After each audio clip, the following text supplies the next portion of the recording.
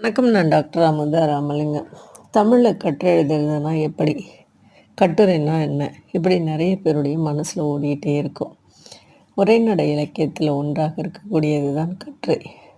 கருத்து செறிவோட, நடை அழகோட எழுதக்கூடியது. கட்டுரை விரிவாகவும் இருக்கலாம், சுருக்கமாகவும் இருக்கலாம். இதை ஆங்கிலத்தில் எஸ்ஸே அப்படின்னு சொல்லுவோம். ஆங்கிலத்தில் வழங்கக்கூடிய சொல் எஸ்ஸே. இந்த சொல் ஃப்ரெஞ்சு சொல்லிலிருந்து தான் வந்தது அப்படின்னு சொல்லுவாங்க. இலக்கிய கட்டுரைகளை அமைக்கிறதுக்கு ஆங்கிலத்தில் சொல்லக்கூடிய வார்த்தை இது.